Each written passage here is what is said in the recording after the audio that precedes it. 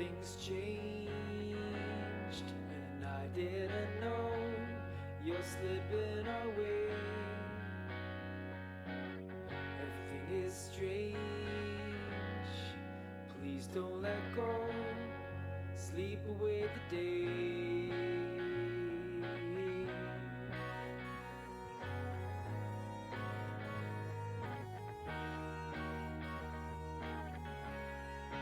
Dream it off.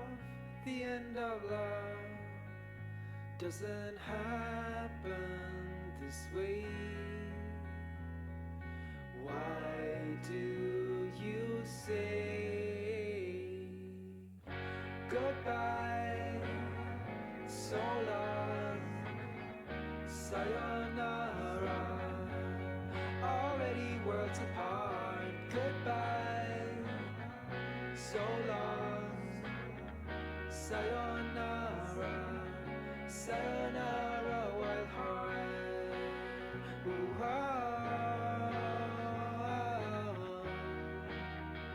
don't say sayonara, wild heart.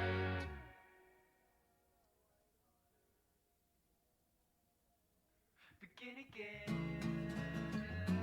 Begin again. Begin again. Begin again. I can still recall trudging through the cold December snow. We didn't know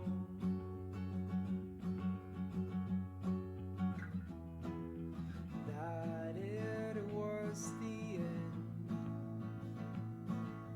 that the saddest story ever told would unfold.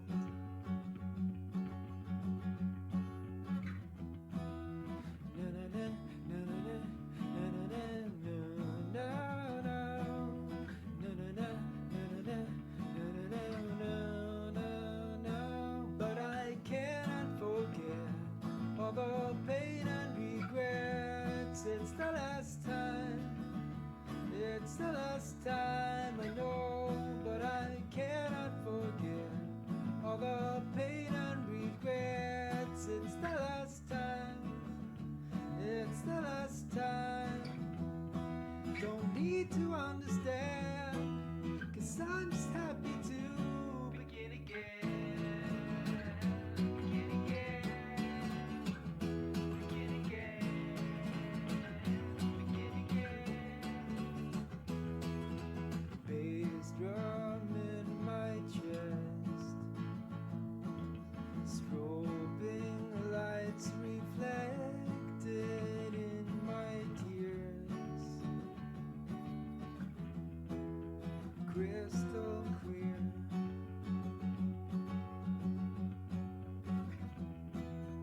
I will never give you the satisfaction of a glance. Not a chance.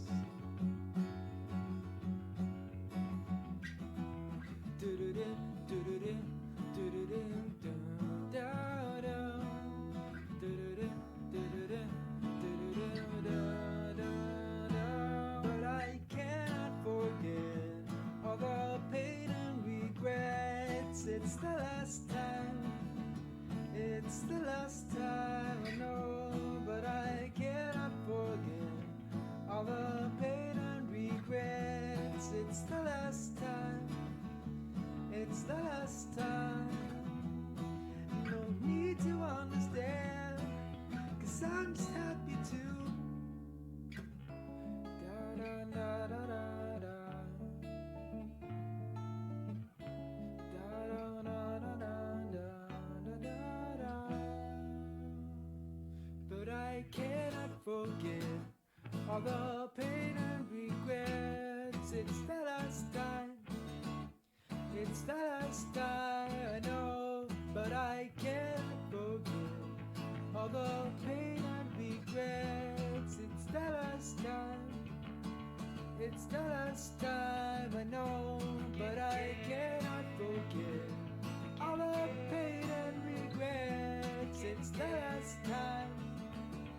It's the last time I know, but I cannot forget all the pain and regrets. It's the last time.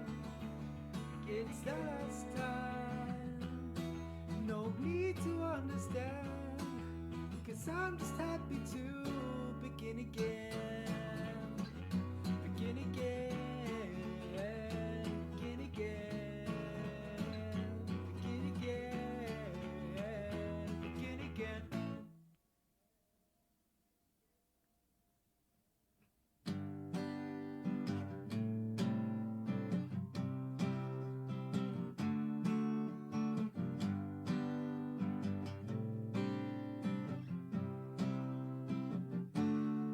Can you tell? Does it show? I'm alone in a city of ghosts. I wake Hello. to the howling sirens. How you doing, bud? I don't know where to start in the search for the beat of a heart. A spike in the screen. This is a bit of a special stream, I'll admit. I've been planning this for quite a while. What is left when you're not around? I've been wanting to do this for several weeks now, almost a month I believe actually, but I kept getting sick, Fight the pain, break away, leave it all behind. and unfortunately I wasn't able to. Break of dawn, I'm already gone, staring with empty eyes, seeing right through me. I'm gonna go ahead on the music, skip ahead a bit, because I've heard this before. Totally void of life, lovers like zombies. What's the world does that There we go. thing ever need? When familiar surroundings just don't Yeah. look the same. You could say that I'm anxious, and maybe it shows. As I'm Maybe we should put some music on more fitting with it actually, with what we're doing. What's the world does that thing have a name? When familiar surroundings just don't look the same. You could say that I'm anxious, maybe it shows. As I'm headed for a place I don't know. What's the world does that thing?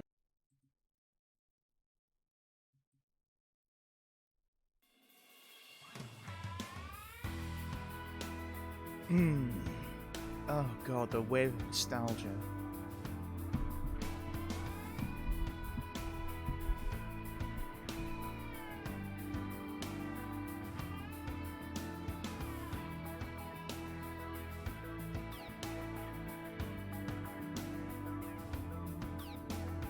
Tension is rising, gravity hurts. Everything's falling apart. Choosing the right side, choosing our fate. Choosing is what we must do. Everyone's counting on you. For freedom we rise.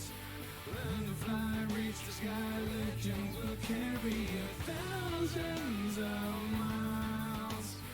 Take a stand, hold the land, make sure that everyone's ready to win. Find the speed, all you need, team up for better. We fly, fly.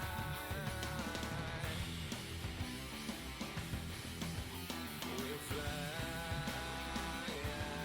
Gravity hurts. God, this sets the mood, doesn't it? Really sets the mood.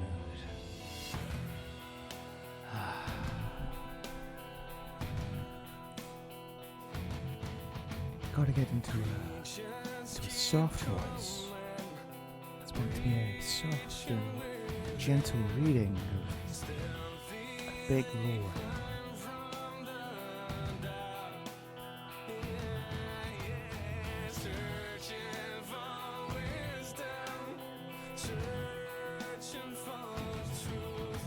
Yeah. Show us the things you can do. Maybe it's all up to you. For freedom we rise. Learn to fly, reach the sky. Legend will carry you thousands of miles. Take a stand, hold the land, make sure that everyone's ready to win. Fight the speed, all you need, team up for better, we fly, fly.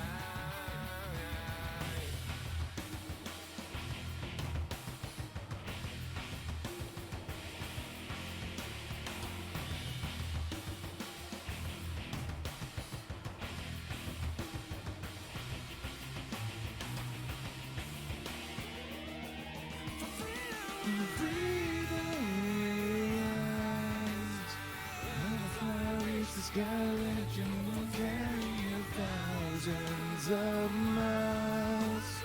Take a stand, hold the line, make sure that everyone's ready to win.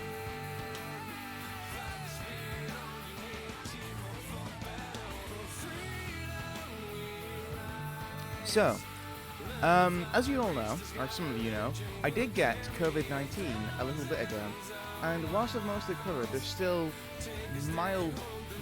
ever so mild symptoms, and I'm very irresponsible, so sometimes I'm louder than I should be, and I end up hurting my throat a bit, so my throat is not in optimal conditions, but I'm going to try my best to do as much as I can today. Hello. 'Tis I, Mobile Doggo. But yeah, we're here today for a special occasion. We're here today for a story of unity, of duty, and of destiny. That's right. We're talking, of course, about Scott Pilgrim versus the World. No, fuck me. We are talking about Generation 1 of BIONICLE, which, if I remember correctly, ran from 2000 to 2010.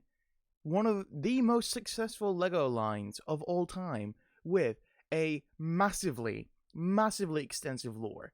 Many of which, or most of which, in fact, I am unaware of. I know quite a bit, to be fair, actually. But there's so much more that I don't know. So, this will be as much as an educational stream as it is for me, as it is for you, hopefully. I'm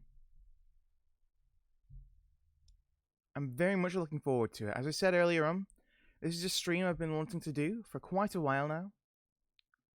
And yeah.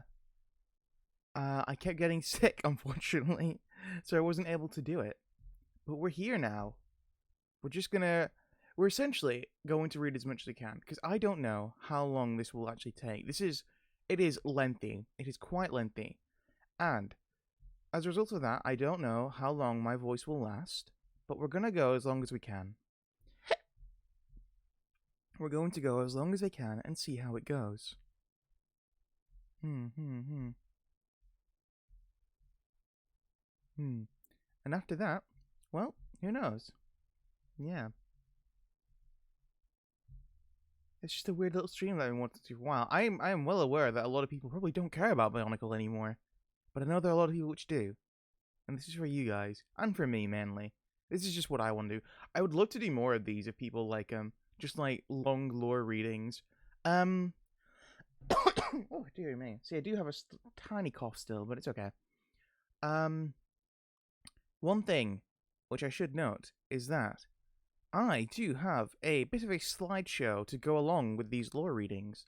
However, big however, due to time constraints, I was not able to get them for every single piece of lore. So there'll be a point where it's going to essentially loop on itself, and in which case I hope that doesn't bother you too much. It's just unfortunately due to time constraints I had. But yeah, I have a bunch of images to go along with what I'm talking about. hopefully it won't be too much of an issue.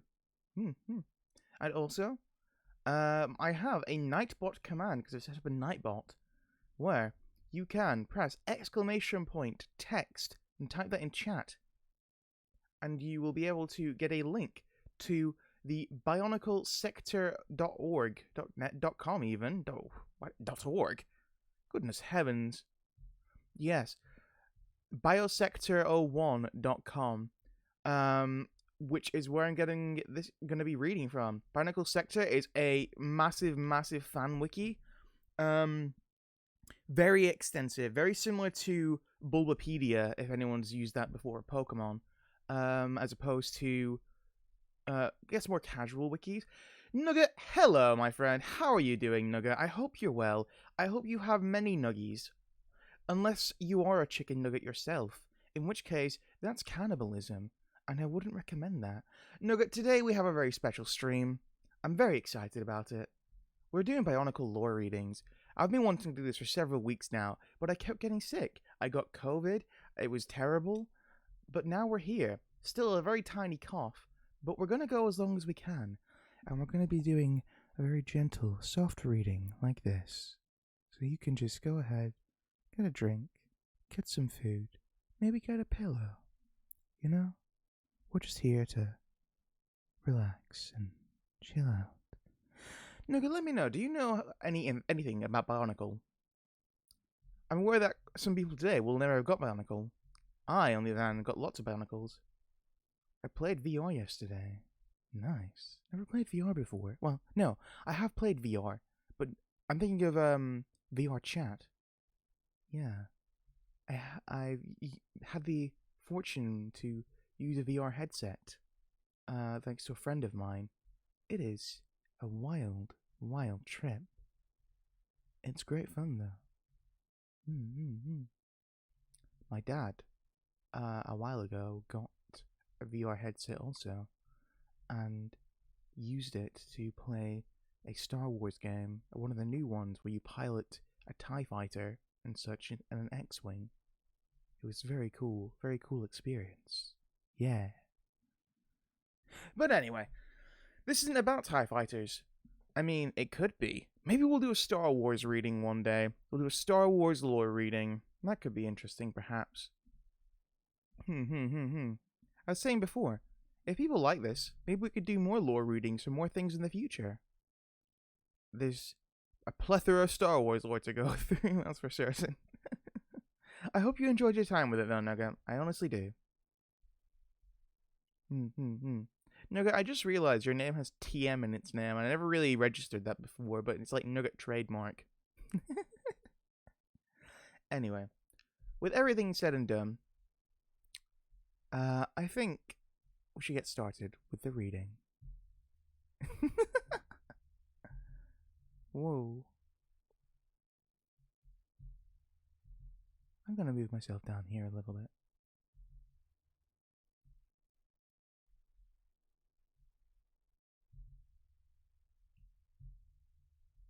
You changed it because yes. You know what? That's a good enough reason. I mean, for something like that, for something on a much larger scale, like murder, I would say because yes is not a very good reason. But for a name change, I'm sure that's fine. I knew a person who once legally changed their name because they didn't want to remember some traumatic stuff in their past. Rather sad, but I hope it worked for them. But granted, they were also kind of a bit of a not nice person in the end. So, I don't know. It's kind of a moral grey area for me. I wouldn't wish bad things upon them because they were a friend, but also they did some unpleasant things. So, that's besides the point. Nugget, we're going to start our Bionicle reading. I hope you're ready. I hope you're just ready to chill out and just go to sleep. Yeah. Or if not, you can just, like, you know, do what you want. Say what you want, do what you like. But yeah, here we are. So, Nugget, if you would do me a favor, and actually, no, I'll type it in chat for you. We have a Nightbot command. Exclamation point text. so that you can read along if you would like. If you don't want to and you just want to chill out and listen, that's okay as well. I hope you learned something. I don't know your familiarity with Bionicle, or Bonkle as I sometimes refer to it as, simply for jokes. I'm sounding more and more like Bob Ross, aren't I? Everything's just there. Happy little accident. And we're going to put a tree here, and then we're going to draw another tree right next to it. Because everyone needs a friend. Everyone needs a friend. So, as a preface, this is all from Biosector 01, and I'm just going to read this preface on how the timeline is organized. So, most of the Bionicle storyline takes place over the year starting with the summoning and reawakening of the Toa Mata, and concluding with the reawakening of the Great Spirit Robot.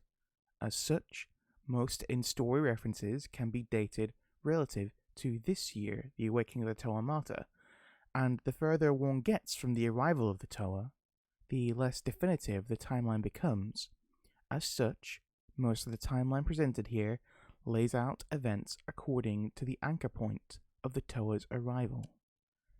Events that transpire prior to the coming of the Toa Mata to the island of Matanui, however, in the absence of a definitive point of alignment between the timelines of Barra Magna, the original planet, and the Matoran universe, the later world, events that transpire on Barra Magna planetoids are reckoned in terms of the final reformed Cirrus Magna chapter, and therefore operate on a different reckoning system. However, it is most likely the year starting with the first Batara attack on the Skrull and ending with the fall of Atera corresponds to the year starting with the summoning of the Toa. Now, if you didn't get all that, that's okay. Some of it I didn't get either. Bionicle is rife with lore, most of which I most of which I don't know, because it is extensive, wildly extensive, massively so. Why does a Lego line have such an extensive lore? Who knows? But it's what helped catapult it to such great success in its run in the mid-2000s. So yeah, we're gonna go on with this now. The history of Spherus Magna. At least 265,000 years ago, on the planet of Cirrus Magna, the Great Beings are the rulers of a highly advanced warrior and Agori civilization operating out of the fortress in the area which would become the Valley of the Maze. And the Great Beings were a collection of hyper-intelligent scientists who ruled the planet of Spherus Magna. A being called Anona tries to drive the Great Beings into madness, but ends up inspiring them to create instead. Anona is then forced deep underground in fear. 265,000 years ago, Lane, an Agori of the Jungle Tribe, establishes the first trading post in the Great Jungle and becomes highly successful. The location where he established a port, a ford in the river, is named Lane's Drift after him. He later dies of natural causes. You see, despite the fact that in the Bionicle world, the Bionicles themselves are robots, they originally come from a planet of predominantly organic life forms, which do have mechanical features to them. Anyway, let's move on. 150,000 years ago, the Great Beings, the rulers, create a giant prototype robot, but the project fails because its power source is too unstable. Pieces of said giant robot litter the Great Barren, essentially a large desert. 103,000 years ago, you can see that the timeline here is quite sporadic, 150,000 to 103,000, and these beings live a long, long time. The Iron Tribe is decimated by a plague caused by Anona, the aforementioned being from before. The lack of being able to dream consequently drives them mad. The poor get poor fools. Poor fools.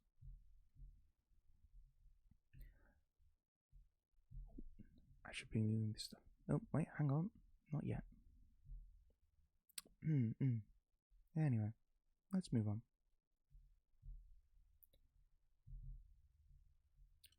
The yeah.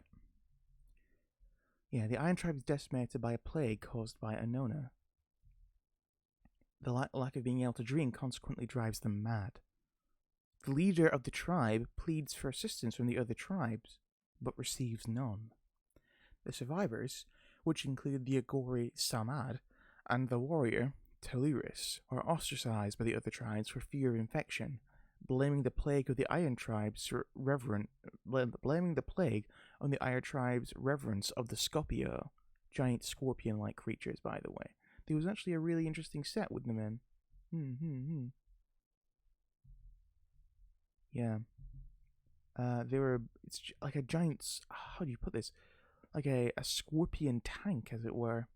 I never got the set, unfortunately. But yeah, it's like a scorpion with tank treads for legs.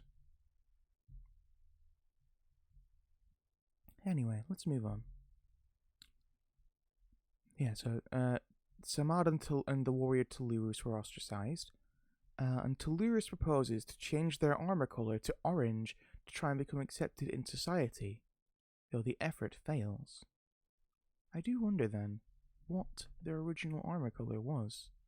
You see, unlike the robots, or the Bionicle, which were initially, which are colored depending on their element, the tribes of the Agori did not have an exact element, and instead wore armor.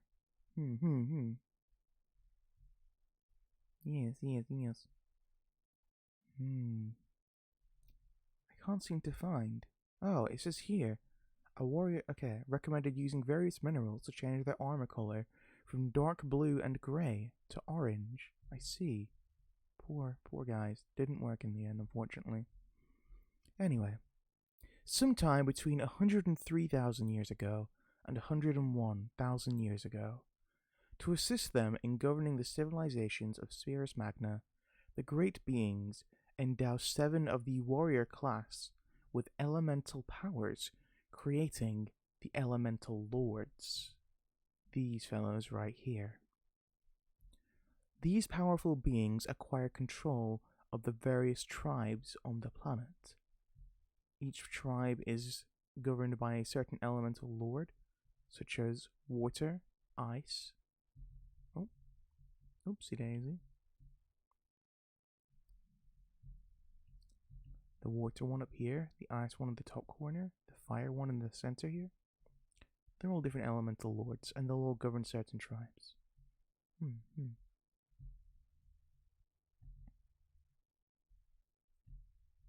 Oopsie. Right, let's carry on then. So the elemental lords are brought into being sometime between 103,000 years ago and 1,200 years ago. Energized protodermis is discovered underground by the Earth tribe. The elemental lord of Earth decides to wait for the substance to leak on the surface of Spherus Magna, believing that it would lead the other tribes to war and planning to swoop in when they were weakened so she could claim it for herself. Energized protodermis eventually leaks from the core of Spherus Magna to the surface. It is discovered by 2 Agori of the Ice tribe who accidentally discover its unique and powerful properties. The Earth tribe subtly encourages the Ice tribe to keep energized protodermis to themselves. The element lords expect that it will be shared evenly among the tribes. Instead, as a consequence of the Earth tribe's influence, the element lord of ice builds walls around the spring, sparking old enmities between the leaders. Conscripting members of the warrior class of Spherus Magna, the element lords engage in open warfare over possession of the substance. The great beings attempt in vain to negotiate with the element lords to stop the war, dubbed the Core War. The great beings begin creation of the Great Spirit robot. They design it using the templates of their old failed prototype, but using an alternative power source. War has come. There's nothing to be done about it. Sometime between 103,000 years ago and 100,000 years ago, the Skrull, one of the tribes, are eventually drawn into conflict by the element Lord of Rock, and fight, led by members of their leader class.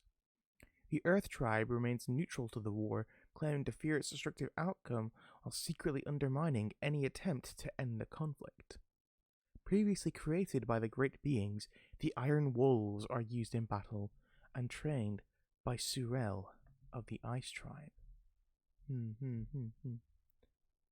I actually have never heard of the Iron Wolves. It appears they're some kind of creature. I see. Some kind of predominantly organic creature, actually. Most interesting. Excuse me. During a major battle in the Forest of Blades, a number of soldiers are merged within the trees by the power of the element Lord of Jungle. Vastus commands the Jungle tribe and leads multiple sabotage operations that are successful.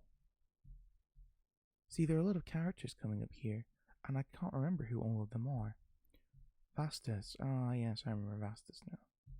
Vastus was a warrior, one like the Taurian later on. Yes, Vastus commands the Jungle tribe and leads multiple sabotage operations that are successful. However, an accident caused an avalanche during one mission that kills a large number of civilian Agori. Gelu and Surel defect from the Ice tribe after becoming disillusioned by the war. Surel, however, finds himself in another battle in the White Quartz Mountain and is later assumed dead for many years. Gelu and Surel were also warriors and such. Gelu was one you could actually get, Surel was not. I believe Gelu was one you could collect, yes? No? I was right, yeah. I remember really liking Gelu a lot. Forces of the Jungle tribe fight against and are wiped out by a Rock tribe patrol led by Stronius. Stronius were a member of the, were some of the leader class of the Skrull. Ranu and Kiri are sent by the Great Beings to get a sample of energized protodermis. Receiving and studying the sample of the energized protodermis, the Great Beings realize the properties of the substance could destroy the planet if tapped into directly. The Great Beings create the Bar Terror, a class of violent mechanical assassins designed to kill any being they find carrying a weapon in an attempt to bring the Core War to an end. I've never heard of the Bar Terror before. Interesting. See, I'm learning stuff today as well. Servatus and an Ice Tribe force defeat several Sand Fighters, but are ambushed by Skrull. Tarix leads a Water Tribe force to take advance of the ambush and form a temporary alliance with the Jungle Tribe squad led by Vastus. If I remember correctly, Tarix is blue and yellow? Yeah, I remember Tarix now. The combined forces search for supposed Ice Tribe tunnels and hide at the entrance when Malum and a Fire Tribe army enters the area. The Water Tribe and Fire Tribe... Oh, no, I skipped something. Vastus frames Tarix for attacking Malum, drawing Tarix and Malum's forces into battle. Servastus' squad ends the battle, and all three squads disperse. The Water Tribe and Fire Tribe, led by Tarix and Akar, clash in the Great Jungle at the Field of Mist. Tarix leads the charge at a battle fought at Lane's Drift. Perditus discovers the plans for Thornitas V9. He creates it, and several replica Thornitas are made. Thornitas is a type of vehicle, by the way. I don't know who Perditus is, actually.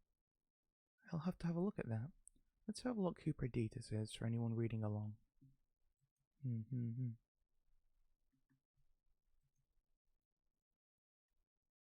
Oh, yeah, I have a vague recollection of this guy now. Yeah. I remember him now. 100,000 years ago. We're in the next bit of the timeline now. Days before the conclusion of the war, Akar participates in the deadly Battle of Iron Canyon, in which armies hide and seek each other out in the dangerous terrain near Vulcanus. Stronius leads a strong assault against the Ice Tribe and the Spring, weakening their defenses. However, this allows the Fire Tribe direct access to the Spring. The Fire Tribe finally manages to gain control of the energized Protodermis Spring, and quickly and imprudently begin draining it, causing structural damage to the planet. They ignore the warnings of Ranu, who tries to stop them. The Great Beings create Marendar and place it in a vault beneath Barra Magna. When construction of the Matoran universe is complete, Matoran universe is a giant robot, by the way, Matanui leaves Spherus Magna and begins his mission. Did I miss something? That seems like it skipped a large chunk of stuff. Oh, no. Okay. Oh, yeah. So here you go. Matanui. This is the creation of the Matanui robot. An entire civil world is meant to live inside this. It's enormous. Yeah, when construction of the Matoran universe is complete, Matanui leaves Spherus Magna and begins his mission. Velika, a great being, poses as a Matoran universe inhabitant and enters Matanui as he departs Spherus Magna. Spherus Magna suffers from the shattering, creating the new planet of Barra Magna, Aqua Magna, and Bota Magna. So yeah, that's the big event, the shattering. Let's move on to the next section. The shattering essentially forged the current bionicle world.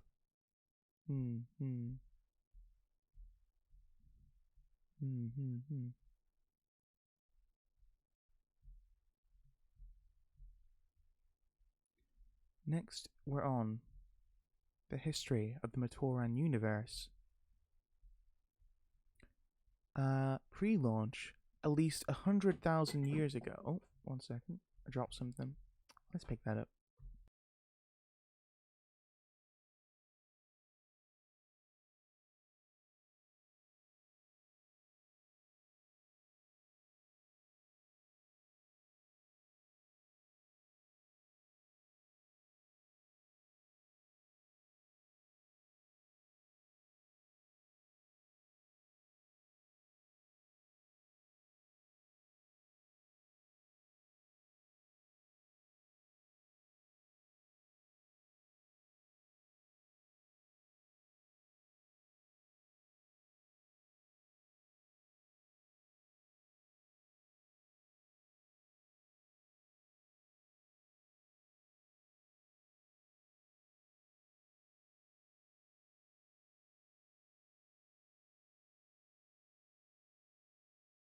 Apologies for that.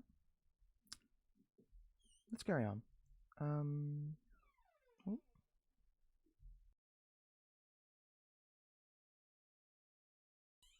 Sorry, someone wants me for a moment as well. Hang on. Okay. Well before, pre-launch, at least 100,000 years ago. This is before Matanui launches, by the way. So, the timeline is odd. It's kind of hard to concretely plan everything. But this pre-launch relates to the war, the core war. Pre-launch. At least 100,000 years ago, well before the discovery of energized protodermis, the Great Beings form a synthetic substance known as protodermis. As a byproduct of the protodermis creation, antidermis is also created. Protodermis, and antidermis to a lesser extent, is transmuted into different states of matter and employed by the Great Beings to create everything in the Matoran universe. The later discovery of energized protodermis prompts the building of the Great Spirit robot, and is used by the Great Beings to stabilize the power sources in it and the Red Star. The programming for Matanui is completed, and the creation of the Matoran universe begins. The shaping of the Great Spirit robot is influenced by the designs. The shaping of the Great Spirit robot is influenced by the designs for the Toamata. These fellows right here, which are completed by then. Protodermis and its various material forms is employed as the basic building block of the Matoran universe, although several pools of energized protodermis and one of antidermis are eventually placed within. I believe antidermis is like a toxic version of it. Let's just have a look at that. Antidermis, I believe, is highly toxic. Synthetic green black. Oh, yeah, it's the essence of the Makuta. All Makuta, and by extension, all Krata and Arakshi are made from it. The Paraka, who gave Antidermis its name, used the substance to enslave the Matoran of Voyanui.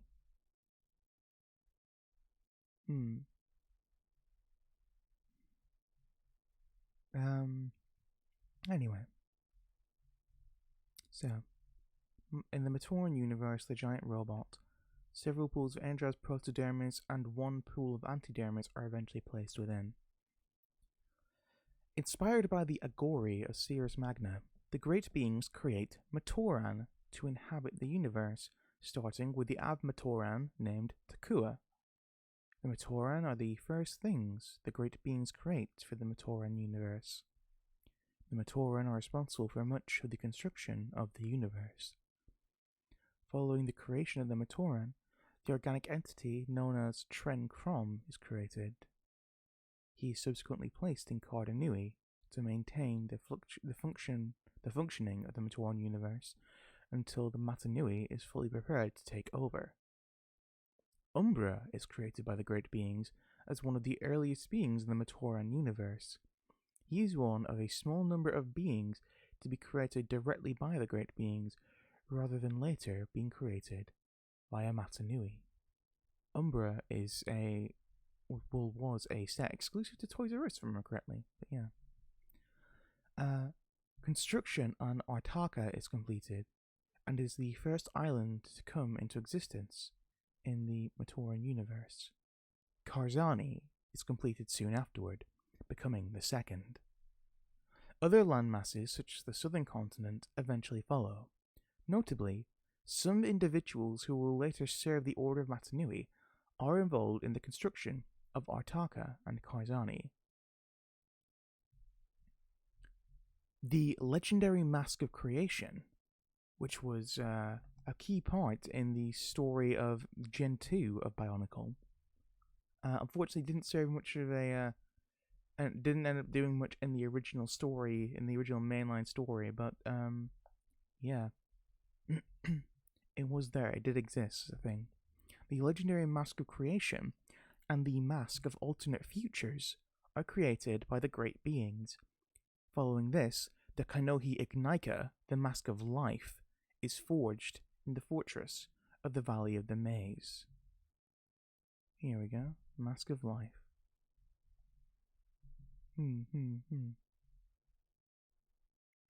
After it curses one of the Great Beings,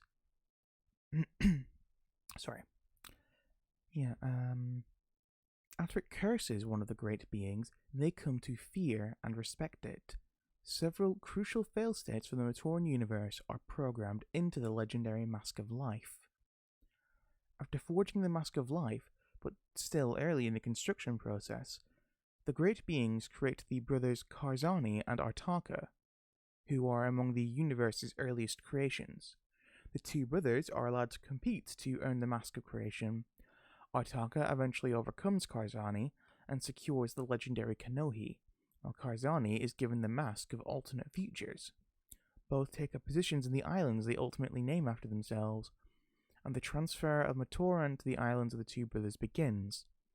The Matoran believe that if they work well, they will be brought to Artaka, while the lazy or damaged are sent to the realm ruled by Karzani to be repaired. It's come to my attention that many of the great beings are quite sadistic. They are scientists in the end, after all. They seem more concerned with their experiments than anything else. However, Karzani does not do a very good job and gives them of repairing the Matoran and gives Matorans weapons to compensate. He sends some of these Matoran to the southern continent because he is afraid to let anyone see his work. More and more over time, he grows increasingly unaware of what happens in the larger universe and is left unaware of the existence of Matanui, Makuta, or Toa following their eventual arrivals. Aitaka, meanwhile, throws himself into his work and begins forging unique Kanohi masks and vehicles to inhabit the Codex, as well as tools that will benefit the earliest Toa and designs for Metru Nui, which would later be a large city. I'm not exactly sure what the Codex is. Let me just double check that. The Codex, I believe it's a vault or something. Yeah, okay, I do remember this now, yeah. I'm just going to take a little sip of water, 1 second.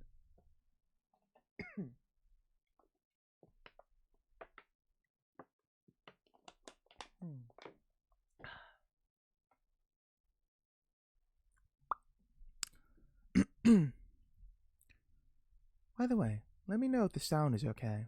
I'm trying to be quite gentle, quite soothing, quite calming. But, I might not be. I don't know. We're giving it a go.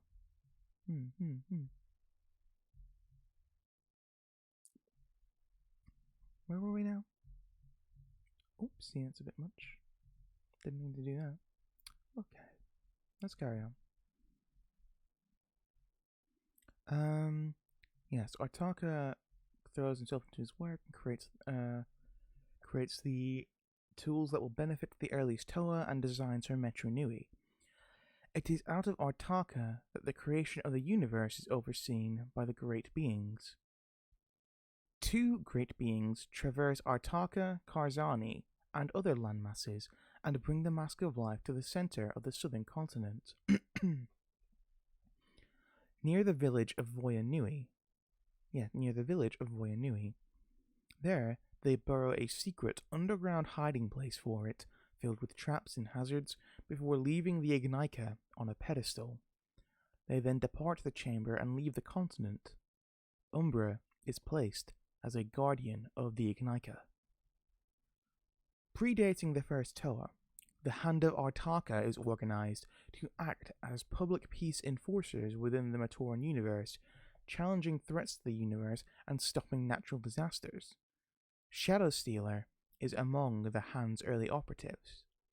In time, Helrix, Axon, and Hydraxon also serve in the Hand. The Great Beings act on their plans to create Toa, modeling them after Glatorian and Element Lords. Pieces for the Toa are made in a facility on Spherus Magna before being delivered to Artaka for completion. A Toa of water named Helrix is the first Toa to be created, coming into existence on Artaka. Sometime later, a Toa of psionics named Ord is similarly created. Moreover, the pieces of the Toa Mata are prepared and delivered, but incomplete at this point. Oh, dearie me. Dearie me.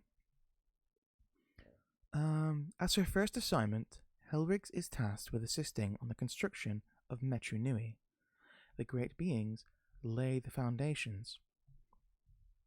So let's just go back to the Toa Mata, because we're not at Toa here.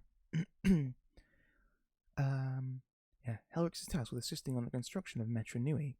The Great Beings lay the foundations of Metru Nui, and the Matoran do much of the actual construction. The Great Beings create the first Krana by exposing the leftovers from the Matoran creation process to energized protodermis, although, as the Great Beings have discovered some time ago, this had the adverse effect of creating Zyglak as well, with Zyglak being one of the first species the Great Beings create. The Great Beings develop a method for creating Krana that bypasses the use of Matoran and the Zyglak. Krana, by the way, are the... I guess the brains of the Balrog, if anyone knows what the Balrog are. As his first assignment, Ord, the psionic Toa, is tasked with calming the vengeful Zyglag. Ord loses his patience and drives the Zyglag to greater levels of hatred.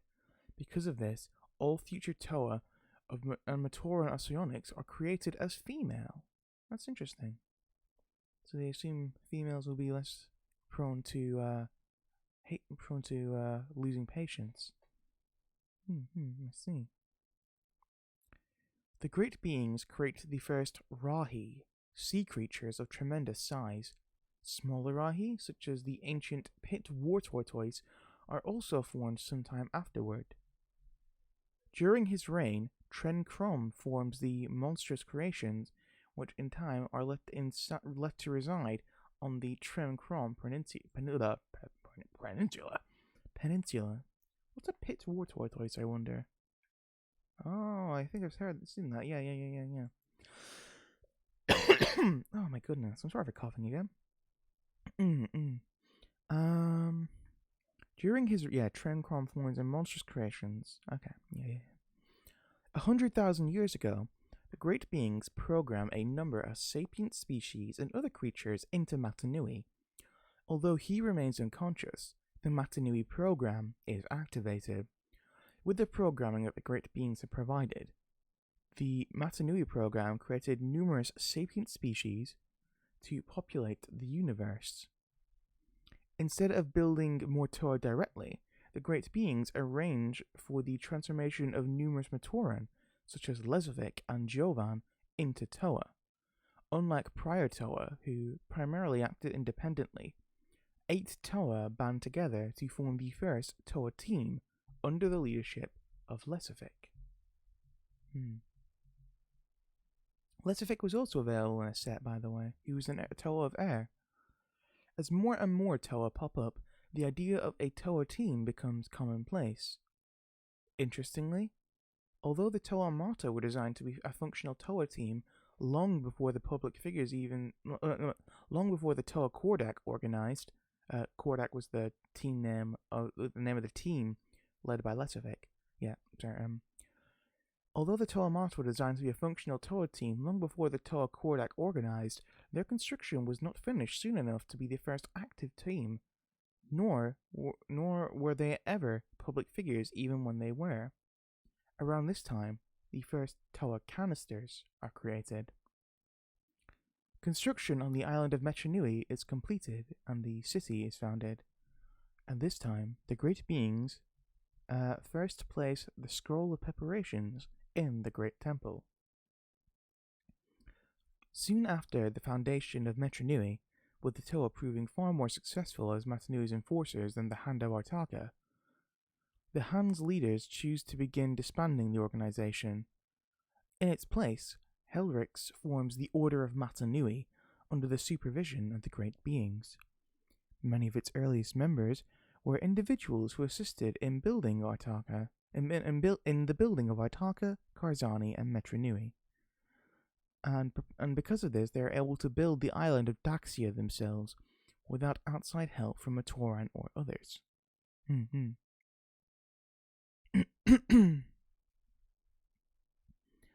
Helrix and Hydraxon are among the Hand operatives that immediately switch over to the Order. Not every recruit from the Hand of Artaka is brought into the Order, however, and the Hand continues to exist until it is finally defunct 200 years after its creation. Members such as the Shadow Stealer and Axon go their own way, although Axon is eventually brought into the Order of Matanui. A lot of hidden orders and such in here then. Interesting. Within the days of the creation of the Order of Matanui, the Brotherhood of Makuta also forms, organizing the Makuta species Matanui has brought into existence. Led by Makuta Miserix, they are tasked with the purpose of creating and modifying beings as needed and maintaining order in the universe. This reminds you very much of the Jedi and the Sith, partially related yet opposed. However, obviously here the Makuta were not villains yet, they were creators. From the beginning, the Order of the Matanui is wary of the Brotherhood. Due to the influence of the Great Beings, the creation of Rakshi begins in full through the mutation of Krata. Certain Rahi, such as Blade Burrowers and Vizorak, are programmed into the Makuta in advance by the Great Beings, although the Makuta are free to invent most Rahi that come into existence.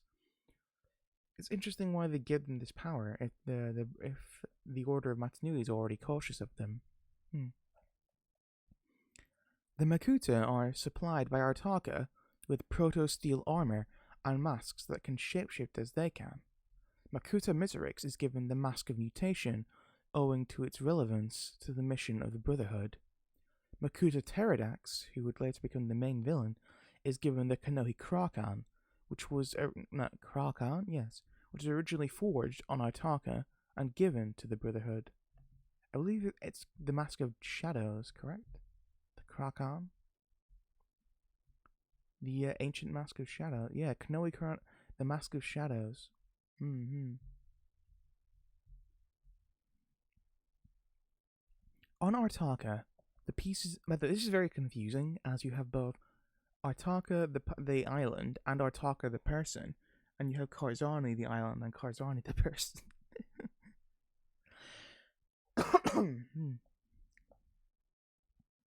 On Artaka, the pieces of the Toa Mata are fitted together, and the assembled Toa are delivered to Daxia for activation by the Order of Matanui.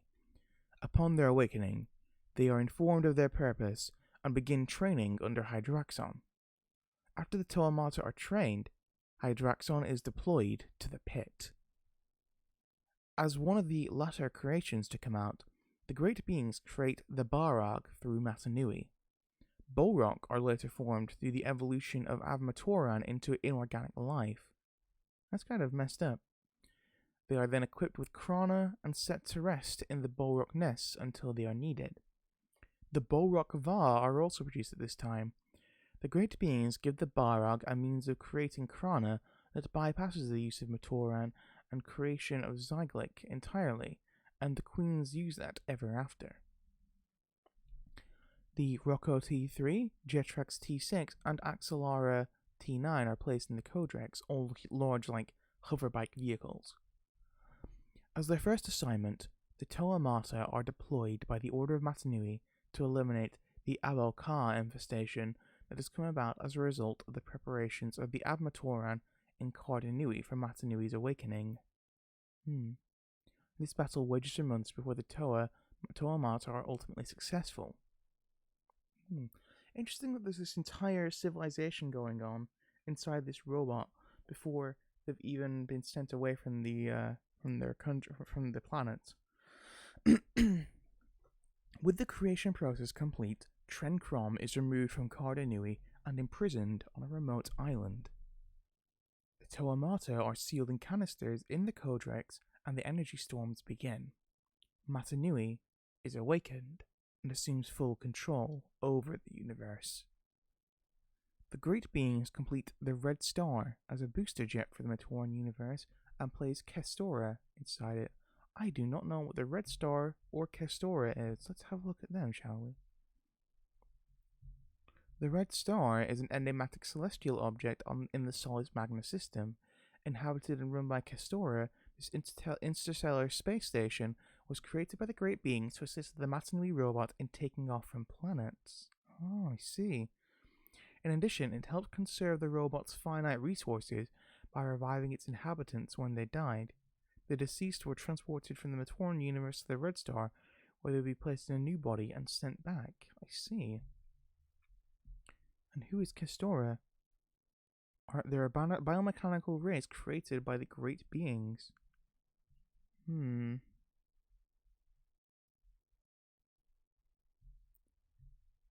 No full concrete image of them, it seems, though. I see. Anyway.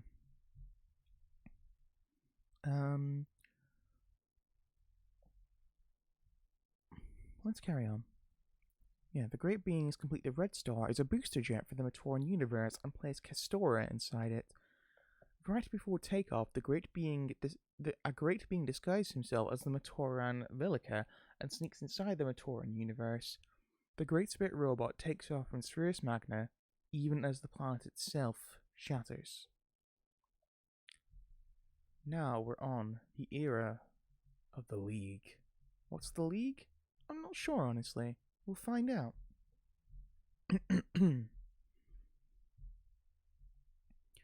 Between 100,000 and 80,000 years ago, Brutaka, my all-time favorite Bionicle, serves in the Brotherhood of Makuta until his recruitment by the Order of Matanui. Oh, dear me. During his time in the Order, he unleashes Tatorak on Metronui. I don't know what that is. Tatorak. Sounds like some kind of Spanish food.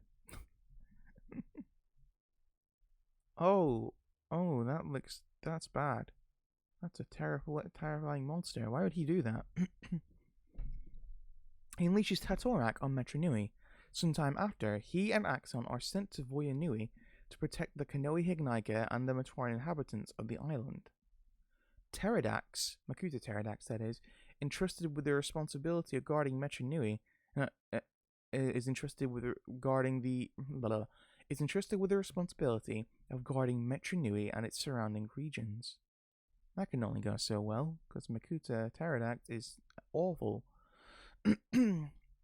Between 100,000 and 95,000 years ago, Prydak takes his first position as Makuta Icarax's aide in the Brotherhood of Makuta. Who is Prydak again? Isn't he one of the bat ones? I believe Prydak is a bat creature. Oh no. He isn't. He's a shark creature. He's one of the Baraki warlords. Was previously an unofficial leader of the League of Six Kingdoms. I see. Prydak, between 100,000 and 95,000 years ago, Prydak takes his first position as Makuta Icarax's aide in the Brotherhood of Makuta. During this time, Makuta Mutran, Makuta Icarax, and Prydak are sent by Makuta Mizarax on a diplomatic mission to Zaya to negotiate lower prices for their goods on behalf of the Brotherhood of Makuta. Wow, so there's trade and stuff going on here. They continue for several days until Icarax loses his temper and destroys several buildings. Good job, buddy. The Vortex agree to lower their prices. Unfortunately, as they are departing, Mutran accidentally leaves his pet project, a sentient rock, in the center of Zaya. How do you leave a rock? I'm gonna check who Mutran and Icarax are as well.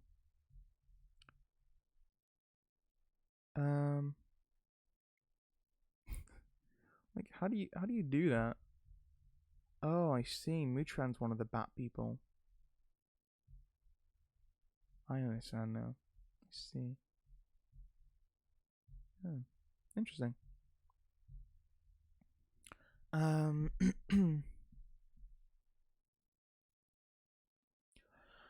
As they're departing, Mutran accidentally leaves his pet project, a sentient rock, in the center of Zaya. This rock will later become the Mountain. The Mountain, except it's capitalized, so I don't know what it is. What's the deal with it? I don't know. 95,000 years ago, Matanui ceases to take an interest in the world inside it. Wow. Come on, Matanui. I thought you were a nice guy. 95,000 years ago, Matanui ceases to take an interest in the world inside him. I just realized, my mic's on. Okay. I was worried I was talking to myself then for nothing for over an hour now. That would have been rather embarrassing. Matanui ceases to take an interest in the world inside him, coming to take its inhabitants for granted, and being more interested in the exploration of the larger universe. He forms the office of the Baraki, thereby assigning 6 individuals to rule in his stead. Oh, I see. So that's where the Baraki came in. I understand now. The Baraki were, by the way, war sets as well, except it was when they'd been mutated into horrifying sea creatures. Hmm. Between 95,000 and 94,000 years ago, the Brotherhood of Makuta assigns Prydak command of a small territory. By this time, however, he has grown ambitious and wary of service, and he strikes out on his own. Prydak and the other Baraki assume positions as kings and begin to conquer the majority of the Matoran universe. One island holds out for some time against Karapar's armies. Karapar is another one of the Baraki even. One island holds out for some time against Karapar's armies. When it's clear that he cannot conquer them, he cleverly offers them poisoned fruit as a peace offering. The natives are quickly sickened and subdued. Oh, Karapar was smart. Interesting. So, interesting thing with Karapar is that when he becomes a Baraki, his mind has gone completely degraded because of like psychic influence from one of the other Baraki. 94,000 years ago, the Baraki Prydak reaches out to Takadox with the idea of alliance and the two join their kingdoms. Under threat of being cut off from the rest of the universe by their alliance, the reluctant Kalma joins as well. Takadox is the blue one, Kalma is the red one. It isn't long before the other three Baraki are added to the alliance, and the Baraki officially form the League of Six Kingdoms in the name of service to Matanui. Over their further conquests, they cement their mastery over their regions. Prydak holds the northwestern region, as well as Zaya, whose native vortex population are hired to produce weapons for the League. Elek, the green one, controls the western island chain, and Zakaz. Takadox commands the eastern island chain. Kalma rules the northwestern region. I got confused by directions there. Sorry, Elek controls... Prydak holds the northwestern region as well as Zaya. Elek controls the western island chain and Zakaz. Takadox commands the eastern island chain. And Kalma rules the northeastern region. Mantax, who's the black one, gained the central regions. Karapar has the southern lands. The only islands not to come under their control are Metronui, Artaka, Karzani, and the islands in the far south.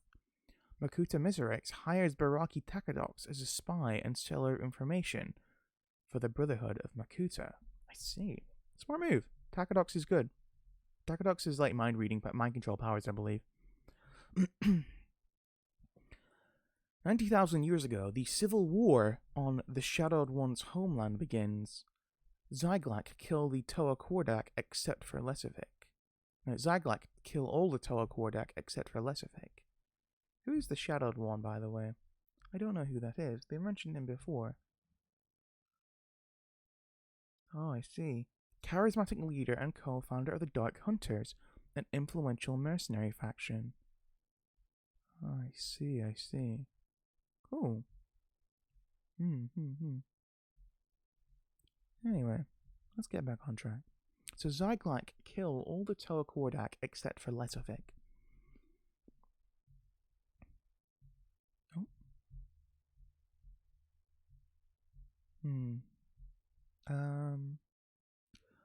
The League, 87,000 years ago, the League of Six Kingdom forcefully enlists the Brotherhood of Makuta to produce Rahi for their campaign of conquest, threatening to launch an attack on the Brotherhood if it does not cooperate.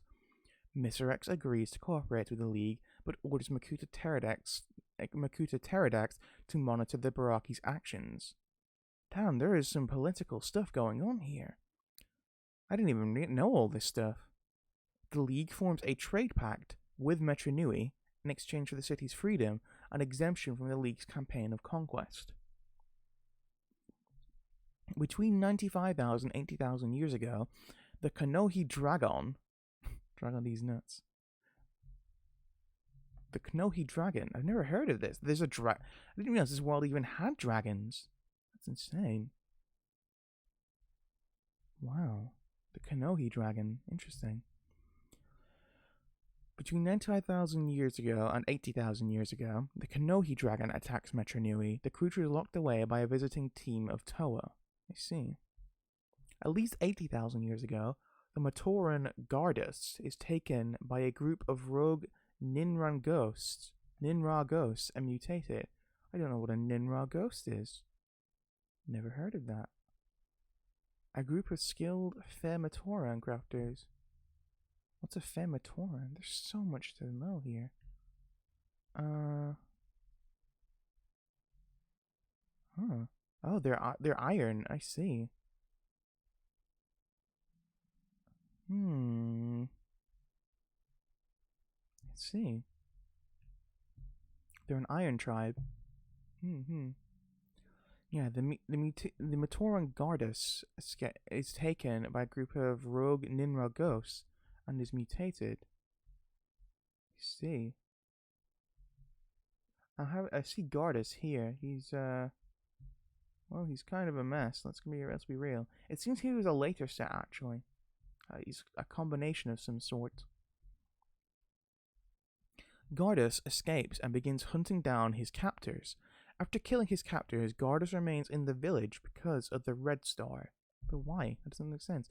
The Red Star's return function breaks down, trapping all the future revived beings in the star, and the Castora come to blame Gardas for its malfunction. Oh, I see. Pterodax creates the Water Wraith. What's a Water Wraith? So, this Gardas guy is taken by these Ninra ghosts and mutated, escapes and hunts down his captors.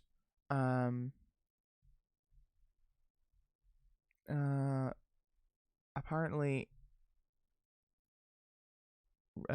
remains in his village because of the Red Star, which I guess it was on. And then the Red Star's returning function breaks down, so it can't return those who came back to life anymore.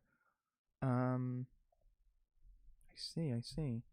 What's a water wraith? Small marine rahi. I see.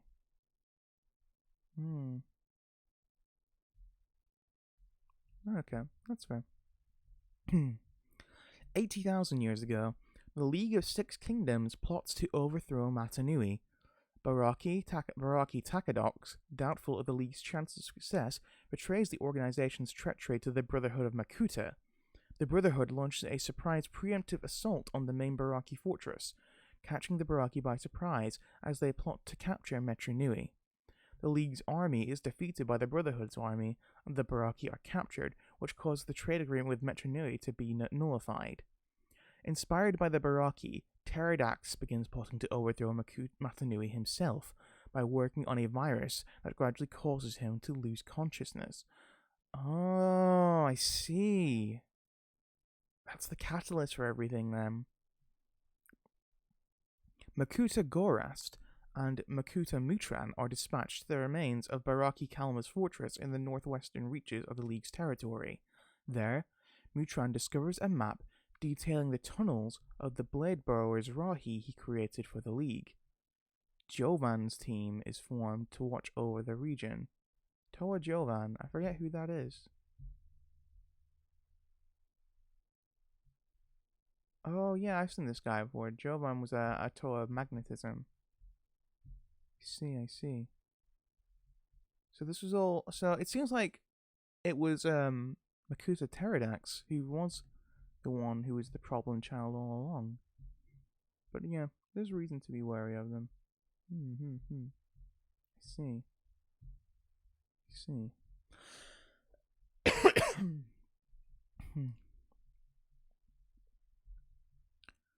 The great. They tell you what this reminds you of. This reminds you of Transformers. All the deep lore stuff going on in that. It's wild. Oh. Let's just move that there a bit. Okay.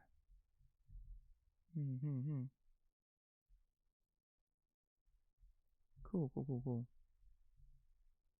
Let's go. Let's carry on.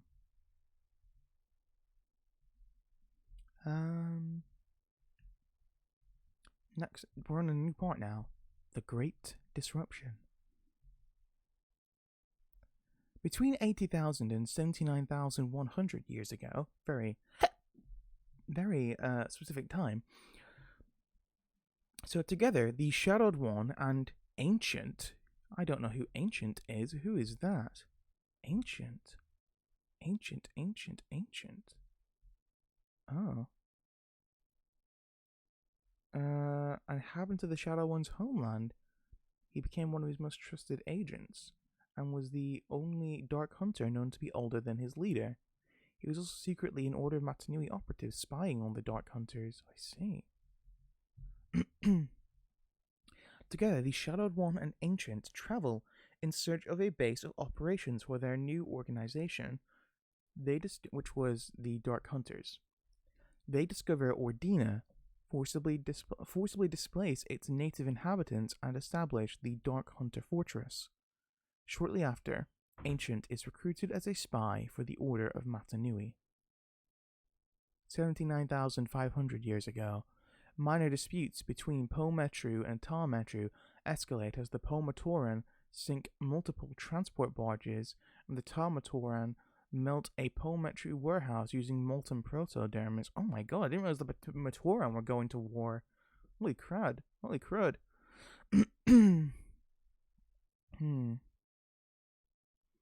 Oni-Metru allies with the Ta-Matoran, while Le-Metru allies with the Po-Matoran. Ko-Metru attempts to intervene, but when they were ignored, they joined the Po-Matoran. Ga-Metru attempts to stay neutral, but eventually ally with the Ta-Matoran. The Great Disruption begins as the Matoran civil war breaks out in Metru-Nui. Because the Matoran are not working, Matanui's health begins to deteriorate. Oh no. That's bad. What's the Great Disruption? So this is all the build-up to it then. Oh no, I guess this is the build-up to it, isn't it? A period 400-year period in the Matoran universe during which the Great Spirit of Matanui was ill. Okay. Let's carry on then. 79,100 years ago, to end the war, Pterodax seals large portions of the two armies in the Archives and unleashes the dangerous Rahi exhibits on them. Good God. Good God, that's brutal. To end the war, Pterodax steals large portions of the two armies in the Archives and unleashes dangerous Rahi exhibits on them in what would later be called the Archives Massacre. The Matoran civil war ends, and the war leaders are banished to the pit. Makuta Miserex assigns each Makuta a region of the Matoran universe to supervise, awarding the Prize of Metru-Nui to Pterodax. I'm just going to get a little bit more water, 1 second. Got a big bottle of water here.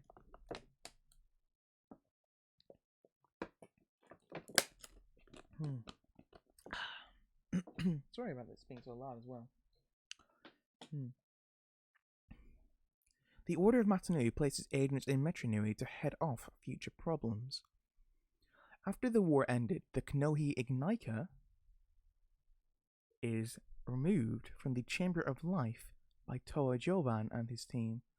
One member of the team activates the masks and restores the Great Spirit's health, but dies in the process. Afterwards, the team returns the mask to the Chamber of Life, fearful of its immense power. Whoa. Toa Jovan's team is attacked by Dark Hunters, which results the Olmec bearing Toa's death. The Olmec is his mask. Yeah, Toa Jovan's team is attacked by Dark Hunters and killed. Toa Jovan and the Olmec bearing Toa's death. So I guess Olmec is not. No, I'm confused. Anyway, someone dies on that team. Toa Jovan and the remainder of his team achieve their destiny and become Taraga. Jovan stays in the Voyanui region of the southern continent. Miserex sends Makuta Mutran on a mission to find Tren Krom, a being of great power, to learn of his intentions and to assess if he posed a threat to the Matoran universe.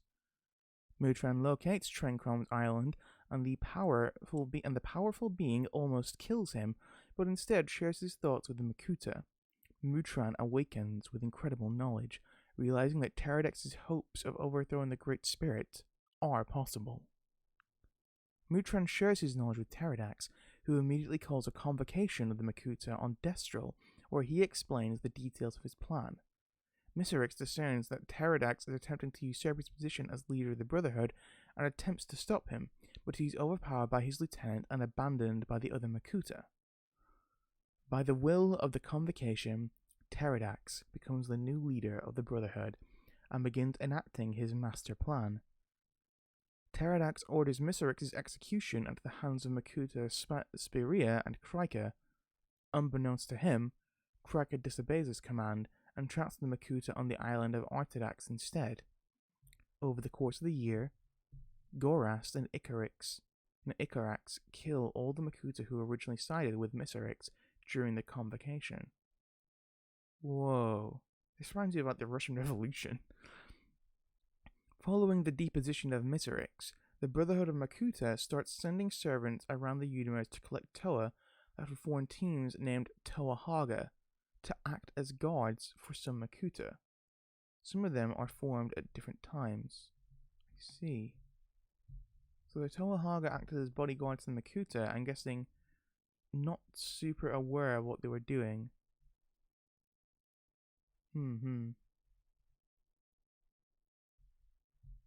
Understandable. 79,000 years ago, a golden age of peace and prosperity begins for Metronui. And now we have the authority of the Brotherhood. Which is the new part, by the way. Yeah, that's why I said it. Anyway, let's go. More than 75,000 years ago, Makuta Chirox creates the Visorak spider creatures, which were also quite an important part in the later storyline. Creates the Visorak and unleashes them on Tobduke's island. The Visorak shortly devastate the island and eliminate most of the population, but some inhabitants, including Tobdok, manage to escape to Stelt through Ninra. 75,000 years ago, Makuta Spirea begins tampering with the native Skakdi population of Zakaz, his assigned region. Skakdi are what the Paraka were. He leaves a garrison of Visorak on Zakaz to monitor them after he departs. After the Makuta's departure, the Skakdi revolt against the Visorak and begin an island-wide civil war. The Brotherhood of Makuta places the island of Zakaz under quarantine and designates Spirea as a rogue agent. Following his failed experiment, Spirea goes into hiding. Yeah, Skakdi are... that is what Skakdi are, right? Yes? I'm not incorrect about that, I don't believe. Yeah, I was right. I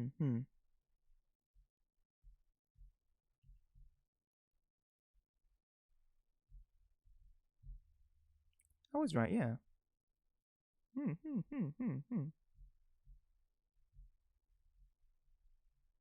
Yeah.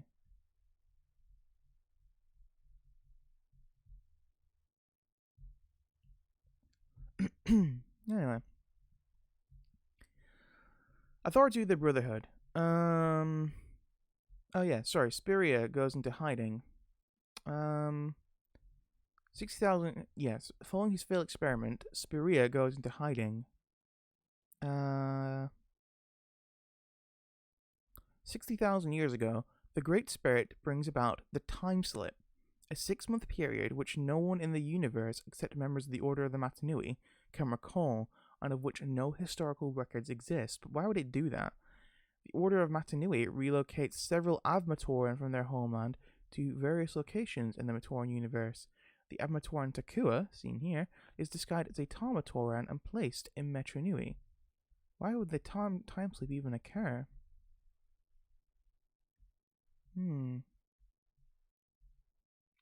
As Makuta were creatures of shadow, they were particularly vulnerable to light. 60,000 years ago, the Order of Matanui removed several Avmatoran from their homeland in case the Brotherhood of Makuta turned evil and attempted to wipe the Avmatoran out. The Avmatoran were disguised as Matoran of other elements to conceal their true nature, and were brainwashed into thinking they were Matoran of other types. They were relocated. They were then relocated to various parts of the Matoran universe. The entire process took 6 months to complete. After this task was completed, Matanui erased memories of the previous 6 months from everyone in the Matoran universe, save members of the Order.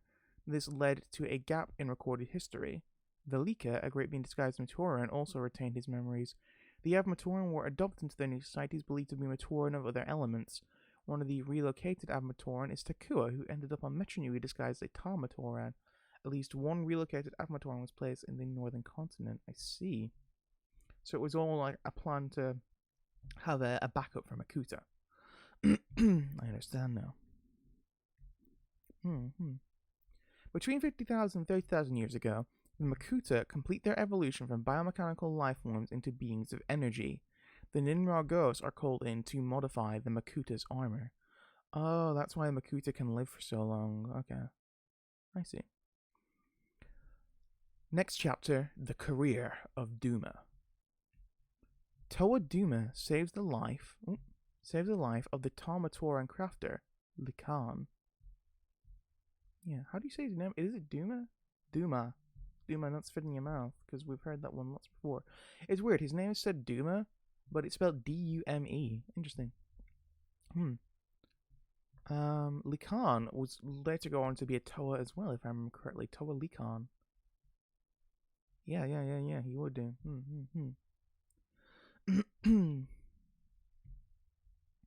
Toa Duma, 17,500 years ago, Toa Duma saves the life of the Talmatoran crafter Likan. 15,000 years ago, after serving as a Toa for thousands of years and clashing frequently with Rahi and Dark Hunters, Duma achieves his destiny and is named Turaga of Metronui. 10,000 years ago, Lariska joins the Dark Hunters. Who's Lariska? I do wonder. Who could this be? This mysterious Lariska. Oh, no image available. I see. Okay, that's fine. Can't win them all, I guess.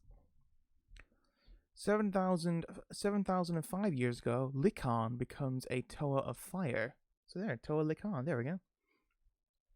At least 7,000 years ago, the Makoki Stone is written as a complete record of the Brotherhood of Makuta by a group of Toa who do not trust the Brotherhood.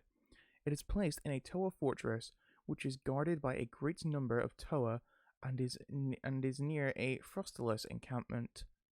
Norik and Varian are investigating the disappearances of 3 Toa when they encounter and fight a team of Dark Hunters. Both Toa are captured, and although Norik is released, the Shadow One places Varian in a stasis tube as a trophy. Oh, that's horrible. Wait, who are these guys? Norik and Varian. Norik sounds familiar. So there's no image of Varian. I know the name Norik from somewhere. Oh, Norik. Yeah, I remember this guy now. Norik was a fire Toa.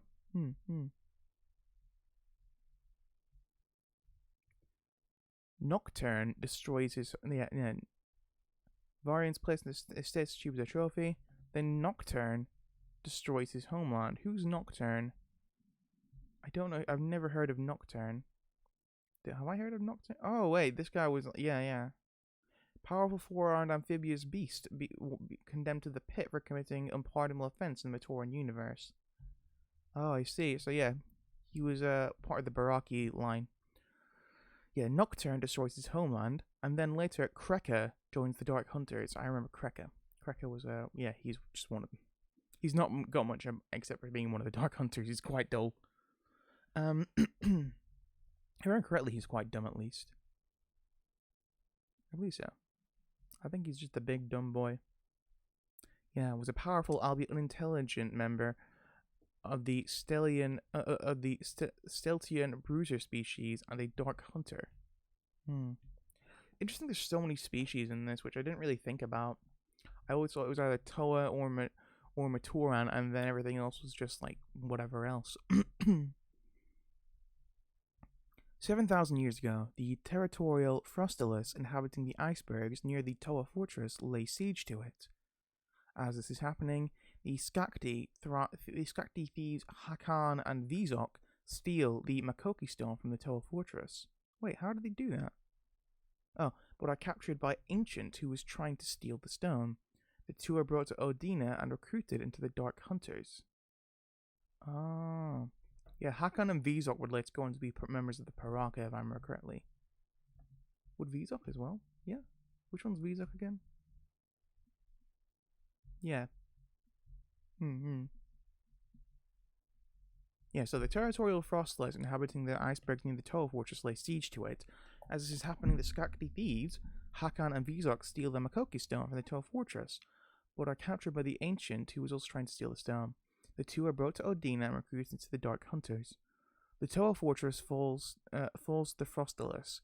The Tower are all massacred except for Lakan, who is ordered to flee with the Makoki stone, but is unable to find it before he escapes. Oh no. Due to being defeated by Gladiator, Sidarak fails his recruitment into the Dark Hunters, but is recruited into the Brotherhood of Makuta. Who is Sidarak? I've never heard of Sidarak, have I?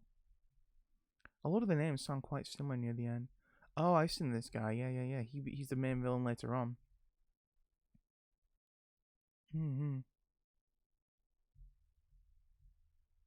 He was a key figure in the as like one of the main villains in the Vizorak storyline. Yeah. Due to being who's Gladiator then? Is he just a gladiator? Mayhaps. Large hulking dark hunter and former slave of stealth. I see. Okay. Yeah. Sidorak fails his recruitment into the Dark Hunters after being defeated by Gladiator, but is recruited into the Brotherhood of Makuta instead. Between 7,000 and 3,000 years ago, Lariska loses her left arm as punishment after angering the Shadowed One. It is replaced with a mechanical one. Aren't they all slightly mechanical in this world anyway? Interesting. 5,000 years ago, the Skakdi Dark Hunters Zaktan, Hakan, Vizok, Thok, and Redak plan to overthrow the Shadowed One, but he discovers their treachery. The Shadowed One attempts to execute Zaktan with his disintegrator eye beams, but Zaktan is instead split into millions of protodites, which are like tiny little macroscopic bugs. Between 15,000 and 4,000 years ago, the Kralhi model is invented by the Onomatora Nuparu to enforce order in Metronui, but because they are too powerful in their role, the decision is made to retire them. Yeah, Kralhi were like meant to be law enforcers, essentially. The Vaki are invented and mass-produced to replace the Kralhi, but despite Matoran and Vaki attempts to do so, the Kralhi refuse to be shut down. Some hide in Kometru, some in the archives, most are forced out of the city and flee to the Great Barrier. The chute system of travel is invented by the Lematoran of Metronui. This is more like how the architecture of Metronui works. I think my voice is kind of dying. Between 15,000 and 1,000 years ago, Proto-Karns attack Metronui and destroy part of Galmetru, including the original Great Temple. Although Duma is unsure how to deal with them, they eventually die, and their bodies fuse to become the land that a new Great Temple is built on.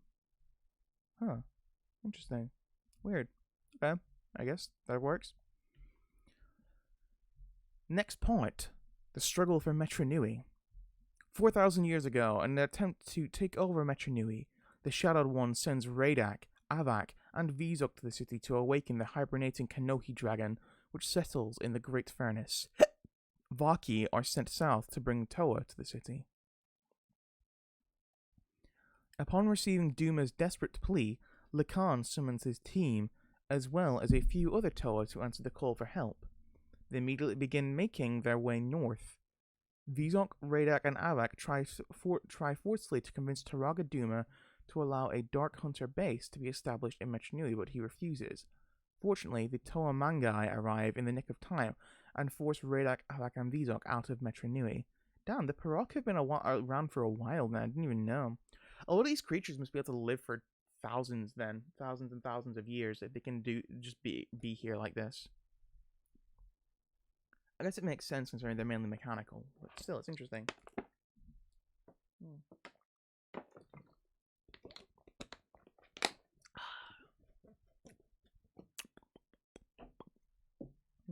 Anyway, man, I'm getting kind of hungry. I got a katsu curry to make after this, which I'm excited for.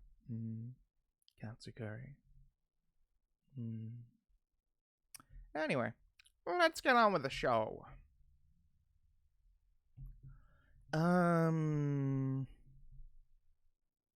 Yeah. In an attempt to... Oh, I didn't reread that part. Okay, yeah. After a month of battling Rahi, the Kanohi dragon is defeated. The Kanohi dragon is defeated by the Toa Mangai. Toa Nidiki attempts to unsuccessfully kill the dragon. It is brought to Jia, where Rudaka takes the creature. Rudaka is another villain, and so Nidiki is also a villain later on, after being mutated, if I remember correctly. Rudaka. Yeah. Former Viceroy of the Vizirac Horde. Yeah, she's kind of ends up being the main villain. Yeah, Nidiki was a Lematoran, later became the Toa Mangai of Ur. He defected to the Dark Hunters during the Toa Dark Hunter War and was mutated into a large insectoid being, later killed when he was absorbed to Makuta Pterodax's essence.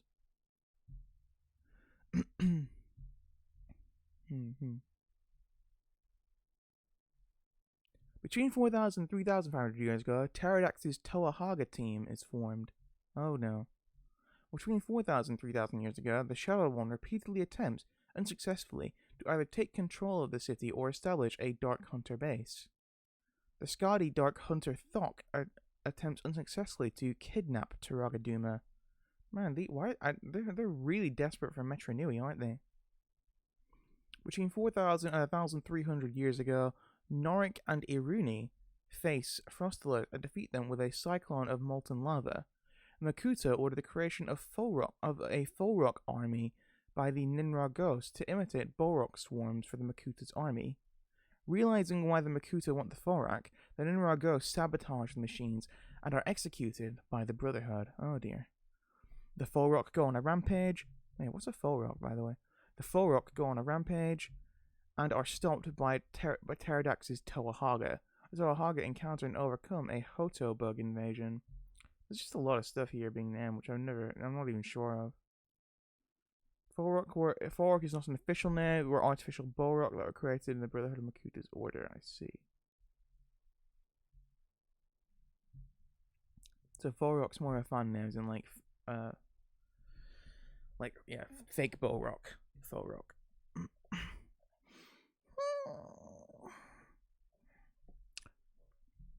3,500 years ago, the Toa Magnai Tuyet murders Matoran to draw attention to the Toa Mangai. Let's try that again. First off, who's Tuyet? There's a lot of names thrown into this timeline, isn't there? Yeah. Treacherous and insane Toa of Water, formerly part of the legendary Toa Mangai. The Toa Mangai Tuyet murders Matoran to draw the attention of the Toa Mangai to the Dark Hunters seeking her Nui Stone, but Lacan and Nadiki quickly realize the true perpetrator of the murders. They defeat Tuyet and imprison her, but she is later teleported away by Botar. The Order takes her to a pocket dimension to study the Nui Stone, and an alternate Tuyet is placed in the pit as a decoy. I see. It's like a decoy Tuyet. Okay. Less than 3,500 years ago, Lesovik, one of the Toa mentioned before, gets his sea sled while on his adventures. Cool.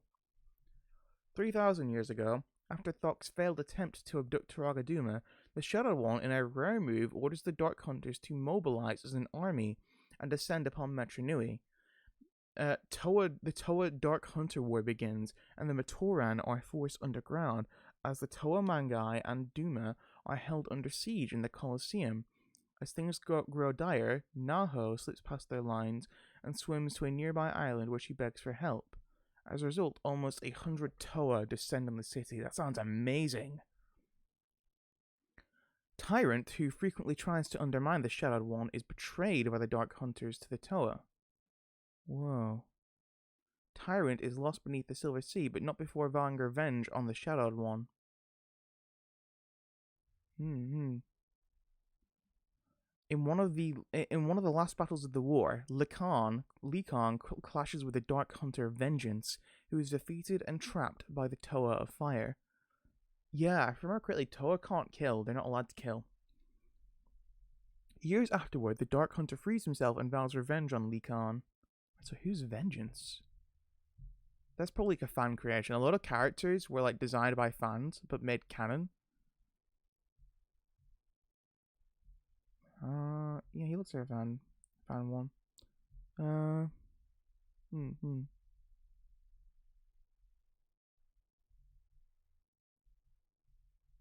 Vengeance was created by Malone Lamarda for a LEGO Magazine Dark Hunter Building Challenge. It was given a storyline by Greg Forresti and featured in the LEGO Brickmaster magazine. Yeah, what I thought. Hmm.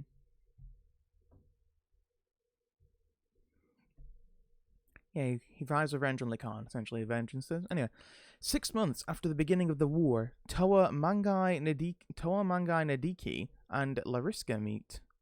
Nadiki gives up on the city and expects the best chance the Matoran have of surviving is if he works with the Dark Hunters and arranges to work as a puppet leader on their behalf. Oh, so the war isn't done yet then at this point. Okay. Oh, okay, I was saying one of the last battles of Khan clashes with Vengeance. Okay.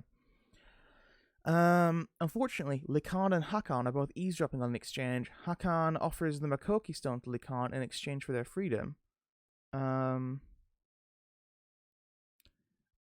If the Toa win, which he accepts, Nadiki leads the Toa into the canyon of unending whispers, where the Dark Hunters are waiting in ambush, but a few hundred Toa that have arrived the night before surround the Dark Hunters. The invaders surrender and are forced to evacuate the city. Nadiki is forced to accompany them. I see. 2,999 years ago, 6 months after the end of the Toa Dark Hunter War, a Dark Hunter team trained by Nadiki steals back the Makoki Stone, breaks it up into 6 pieces, and sells it to the Brotherhood of Makuta. Damn. Nadiki is paired with Kreka in stealing 3 prototypes of the recently discovered Zamra launcher prototypes developed on Ninra by the Ninra Ghosts. Nadiki wants to take one only to the Shadow One, but Kreka forces him to deliver all 3. Their arguing draws the attention of guards, but they escape. Because the launchers were under development by a Matoran client of Jha, the Dark Hunters are forbidden entry on Jha for a while due to their involvement with the theft. Rudaka arrives at the Dark Hunter base asking for training, but is initially denied because she does not want to join the organization. Nadiki encounters her and asks Rudaka to help him off the island. She agrees to meet him midnight that night, but informs the Shadow One of Nadiki's treachery. The Shadow One agrees to allow Rudaka training in exchange for mutating Nadiki. That night, Rudaka mutates Nadiki into an insectoid monster, using her Ratuka spinner, ensuring his continued loyalty with the Dark Hunters. Whoa. So much treachery in this. The Dark Hunters are assholes. Next part. Twilight in the Matoran universe. 2,900 years ago, Rudaka is employed by the Brotherhood of Makuta. 2,500 years ago, Pterodax orders a discreet theft of the Avoki from the island of Vartaka. That's the mask, the Kanohi Avoki, the mask of creation. In spite of Pterodax's wishes, Makuta Kojol makes the theft a large-scale affair, leading a raid composed of Vizorak, Rakshi, and even Exotoa to steal the Kanohi Avoki from the realm of Vartaka. Who's Kojol? Who is Kojol? Oh, no image available. Okay.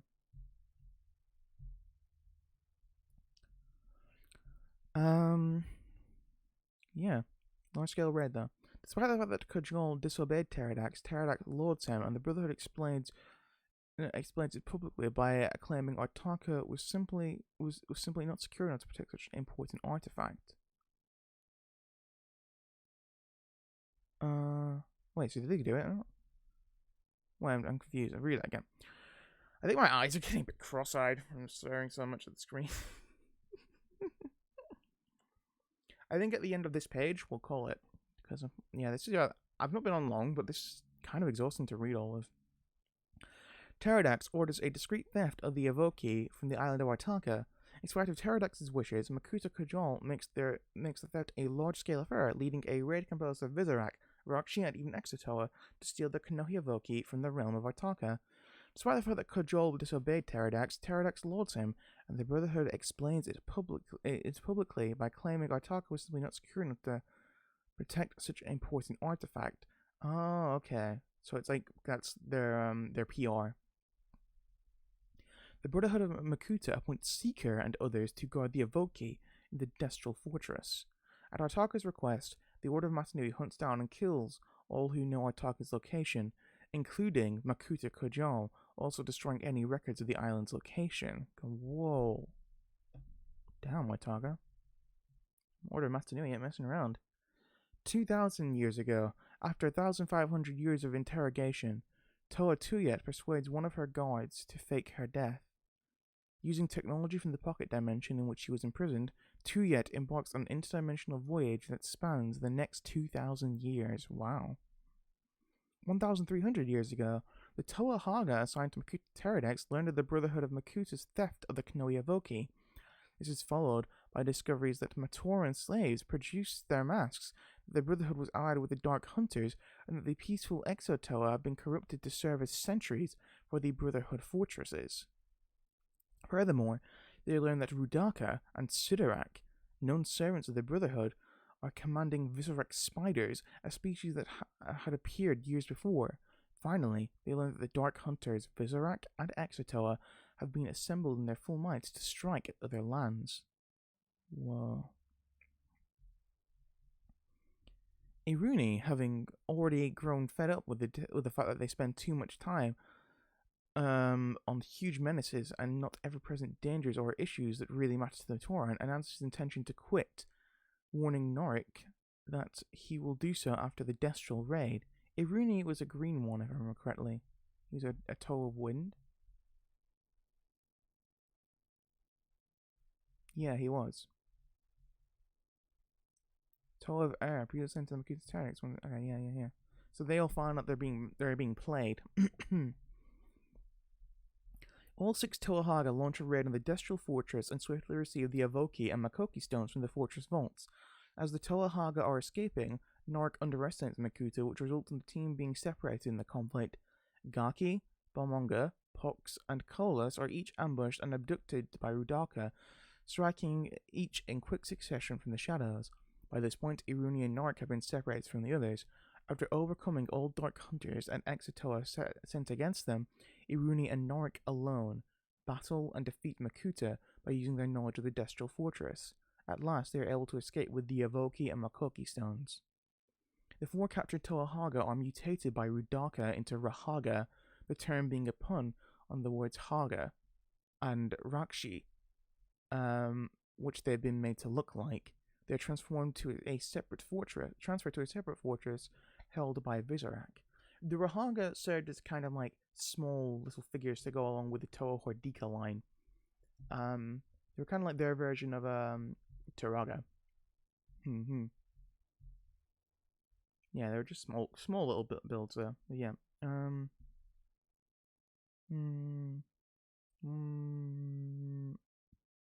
no, just trying to find a place.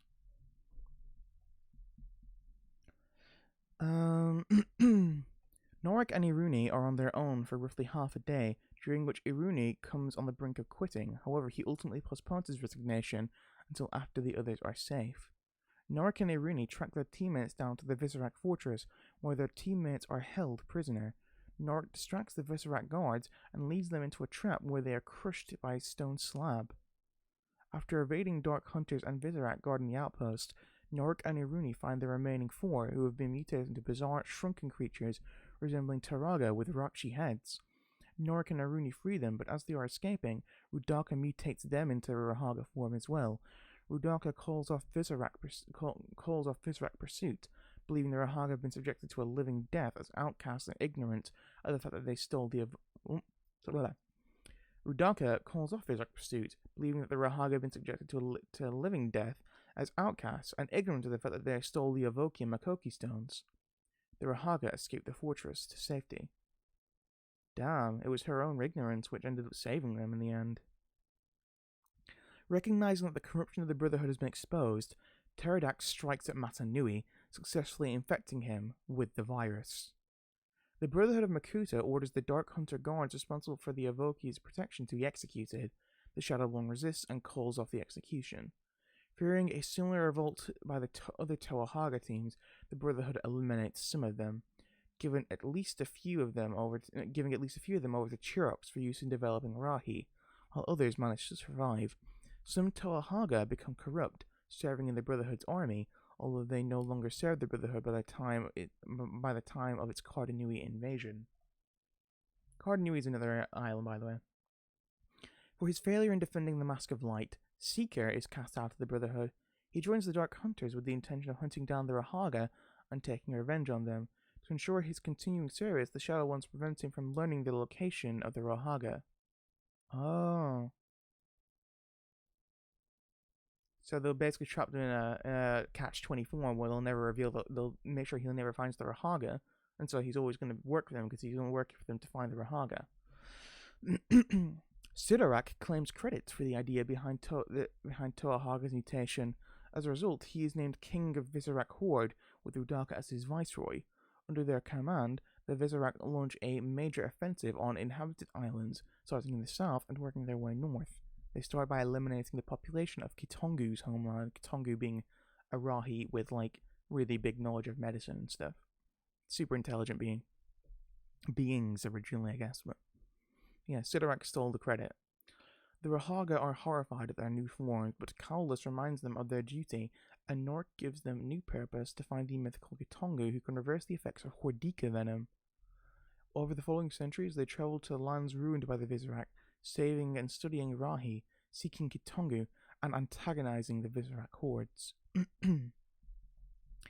Between 3,000 and 1,000 years ago, the first Rahi arrive on Metronui. Taraga Duma commissions a clandestine study of them, led by archivist Mavra, Wanua, and Onepu. Wait, so Rahi weren't on Metronui all this time? Interesting. The Rahi get out of hand and destroy large portions of the archives. Duma orders the studies to cease, but Mavra and the Rahi disappear shortly before the Vaki arrive to drive them away. Mavra and the Rahi occupy one of the tunnels beyond the Great Barrier of Metronui. They eventually come to coexist with the Krali and have also fled there. The Brotherhood of Makuta begins discreetly exterminating Toa of iron and magnetism due to the threat they pose to the Makuta's new armor. Oh, so there used to be way more Toa of iron and magnetism, but they all got killed. I see. 1,050 years ago, anticipating a Visorak attack on Metronui, the Rahaga take refuge in the Onumetru archives, where they hide the Kanohi Avoki. So they think, anticipating a Visorak attack on Metronui, the Rahaga take refuge on Onumetru archives, where they hide the Kanohi Avoki. I see. Okay. I'm gonna take another sip of water.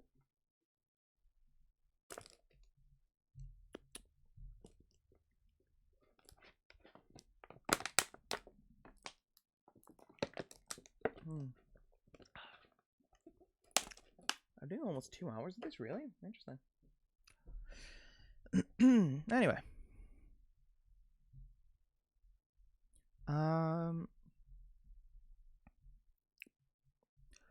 Next chapter, The Great Cataclysm. 1,001 years ago, 18 months in advance of the Great Cataclysm, Makuta Pterodax, arrives in Metronui along with Nivolk and possesses Taraga Duma. What's Nivolk? Oh, it's like a weird bird thing. Okay. Yeah. Oh, I think I remember that. The set where you could get it was with Taraga Duma.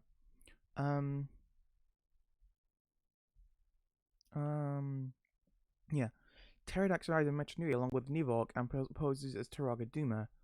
Right away, he begins by sending most of the Toa Magnai on missions outside of the city, where they are assassinated by Dark Hunters, including Nadiki.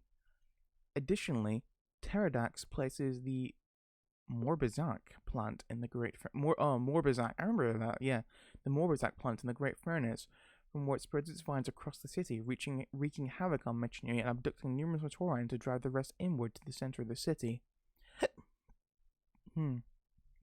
At least 1,000 years ago, the Brotherhood of Makuta create the Zibion and place in the Field of Shadows. 1,000 years ago, after the disappearance of his teammates and the appearance of the Dark Hunters, Khan grows suspicious about Taraga Duma, in quotations. He retrieves and delivers the 6 Toa Stones imbued with his Toa power to 6 retrieves and delivers them to 6 Matoran chosen by Matanui just before being kidnapped by the Dark Hunters. Under the guise of Duma, Pterodax announces Khan's disappearance. The 6 Matoran go to the Great Temple and are transformed into the Toa Metru, seen here. At the inspiration of Vakama's vision, Vakama being the leader of them, the guy in red there, Vakama's vision, they decide to seek out the Great Discs in order to prove themselves as Toa. To do this, they track down Matoran who have learned the location of these discs. After finding the Matoran, and despite some attempted sabotage on parts of Akmu, on the part of Akmu, they are able to find the Great Discs and defeat the Morbizak. On their way to the Colosseum, the Toa Metru are sidetracked when they receive word that the archives are on the verge of flooding. Traveling to the source of the leak, they encounter and defeat Kraka and seal the breach. The Toa Metru arrive at the Colosseum. They present the Great Discs in an attempt to demonstrate their heroism to Duma and the Matoran, but are labeled imposters by Makuta. Wanua, Nuju, and Onua are captured by the Vaki, while Vakama, Nokama, and Matao escape, going on a rescue to find their jailed brothers and Toa Khan. I see. Onua, Nuju, and Wanua are taken by Vaki to their prison. In their confinement, Onua, Nuju, and Wanua meet a mysterious Taraga, who teaches them lessons on patience and guides them to using their mask powers, which enable them to escape. Oh, and this is going to be Taraga Khan. While on the run, Vakama, Nokama, and Matao clash with Vaki, Dark Hunters, and the Totarak, whom they had awakened during their fight with Kraka. They eventually reach Pole Metru, even as Vakama begins tinkering with the Great Discs.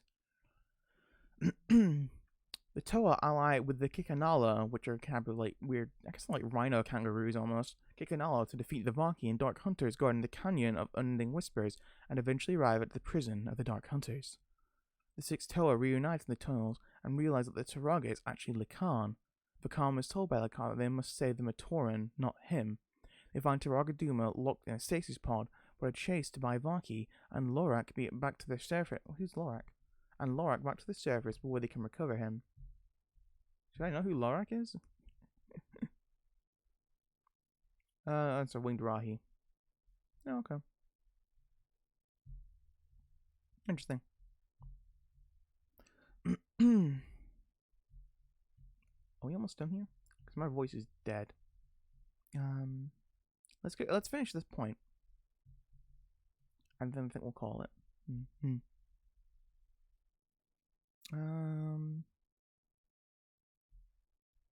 Yeah.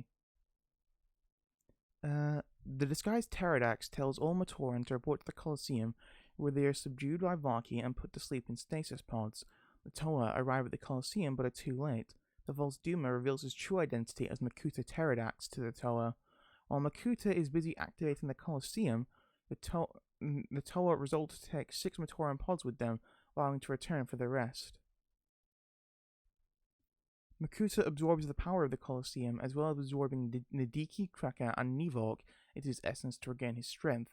The sudden power drain causes a backfiring of electricity into the Vaki hives, either destroying the Vaki or changing their programming. The Toa Metru flee the city as the Great Cataclysm begins. The Great Spirit, Matanui, crashes on Aqua Magna, plunging into a deep... So they weren't on... They were just hovering in space up until this point. They were in space up until this point? Holy crud. Whoa. I thought it at least landed already. The Great Spirit Matanui crashes on Aqua Magna, plunging into a deep sleep. The resulting quake has repercussions all over the universe. Carda Nui explodes with energy, and Voya Nui is jettisoned from the southern continent, and the Great Spirit robot bursting to the surface of the Aqua Magna, and the Great Spirit robot bursting to the surface of the Sea of Aqua Magna. Taraga Jovan and many Matoran are killed. Oh no. The dome containing the pit shatters and breaches the surface of Aqua Magna. settling north of its prior location. The prisoners escape, but Hydraxon and the decoy Tuyot are among the casualties, killed in the chaos. Oh yeah, Hydraxon gets possessed, I think, later on or something. The surviving prisoners escape into the sea of Aquamagna, but are mutated by the radioactive energy leaking from Cardanui. Ah, that's why they're all like underwater then. In Cardanui, the energy storms cease even as the stalactites supporting the Abmatoran villages break from the roof, carrying the Matoran with them. Water cascades down from outside the Great Spirit robot through the hole left by Voyanui's ejection. Wow. As they flee on the Silver Sea, Vakama makes the Vahi from the Six Great Discs. Wait, the Vahi. Oh, the Mask of Time. Yeah, as they flee from the Silver Sea. Yeah, Vahi is the Mask of Time, yeah. As they flee from the Silver Sea, Vakama creates the Kanohi Vahi, the Mask of Time from the Six Great Discs.